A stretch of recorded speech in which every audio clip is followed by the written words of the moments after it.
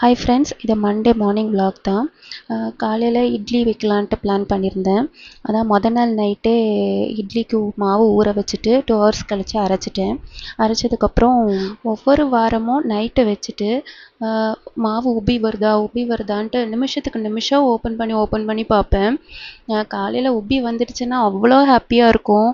உப்பி வரல அப்படின்னா ரொம்பவே சேடாக இருக்கும். ச்சே, இப்படி ஆயிடுச்சே, எவ்வளோ கஷ்டப்பட்டு மாவெல்லாம் அரைச்சோம், அந்த மாதிரிலாம் ஃபீல் பண்ண ஆரம்பிச்சிருவேன். அந்த டேவே எனக்கு ரொம்ப அன்ஹாப்பியாக போகும். யாராவது அப்படி ஃபீல் பண்ணியிருக்கீங்களான்னு சொல்லுங்கள். ஏன்னா மேரேஜ்க்கு முன்னாடி வரைக்கும் நான் அதை மாவெல்லாம் அரைச்சதே கிடையாது. இப்போ தான் ஒரு ஃபியூ மந்த்தாக தான் மாவு அரைக்கவே ஸ்டார்ட் பண்ணியிருக்கேன். அதை விட பெரிய கொடுமை என்னென்னா, இட்லி சுத்தமாக வராது. ஒரு வாட்டி கல் மாதிரி வரும், ஒரு வாட்டி சப்பிட்டு வரும், ஒவ்வொரு வாட்டி ஒவ்வொரு மாதிரி வரும். நான் நிறைய பேர்கிட்ட கேட்டிருக்கேன், கேட்காத ஆளே கிடையாது. மாவு எந்த பதத்துக்கு போடுவீங்க, உளுந்து அரிசி இட்லி அரிசி எந்த பதத்துக்கு போடுவீங்க, உளுந்து எந்த பதத்துக்கு போடுவீங்க, நிறைய பேர்கிட்ட கேட்டிருக்கேன். ஒவ்வொருத்தவங்க ஒவ்வொரு மாதிரி சொல்லுவாங்க. 4க்கு 1ன்பாங்க. 4க்கு 1 போட்டு பார்த்தாலும் எனக்கு கல் மாதிரி வரும். 5க்கு 1ன்பாங்க. 5க்கு 1 போட்டு பார்த்தாலும் எனக்கு கல் மாதிரி வரும். ஃபைனலாக நான் ஒன்று கண்டுபிடிச்சேன். எனக்கு என்னோட இட்லி அரிசிக்கும் உளுந்துக்கும் நான் எப்படி போடுறேன் அப்படின்னா, ஒரு சின்ன கப் எடுத்துப்பேன். அதுக்கு அதே கப் அளவுக்கு 4 இட்லி இட்லி அரிசி,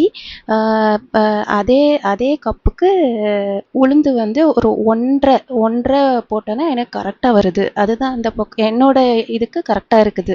இதுவுமே சில நேரம் கடையில் வாங்குகிற உளுந்து பொறுத்து சில நேரம் சப்பிடுது, சில நேரம் கல் மாதிரி ஆயிடுது. நான் இன்னைக்கு காலையில் பண்ணது எப்படி வந்துச்சுன்னு நான் எவ்வளோ பயந்தேன். இன்னைக்கு நான் மாவு நல்லாவே உப்பி வந்துடுச்சு. ஓகே, அப்பாடி நல்லா உப்பி வந்துடுச்சின்னு அவ்வளோ ஹாப்பியாக இருந்தது. சரி, இட்லி ஊற்றி பார்ப்போம், சப்பிட்டு வருதா இல்லை கல் மாதிரி வருதான்னு பார்ப்போம் அப்படின்னு சொல்லிட்டு ஊற்றுனேன். இதை நான் என்ன துணி யூஸ் பண்ணுறேன் அப்படின்னா, இந்த ரேஷன் கடையில் வேஷ்டி கொடுப்பாங்கல்ல, அதை தான் நான் கிழிச்சு யூஸ் பண்ணியிருக்கேன். நீங்கள் எல்லோரும் என்ன யூஸ் பண்ணுவீங்க அப்படின்னு சொல்லிட்டு எனக்கு கமெண்ட் பாக்ஸில் கமெண்ட் பண்ணுங்கள். இப்போ தான் நான் இட்லி ஊற்ற போகிறேன். நிறைய பேர் சப்ஸ்கிரைப் பண்ணாமல் பார்க்குறீங்க.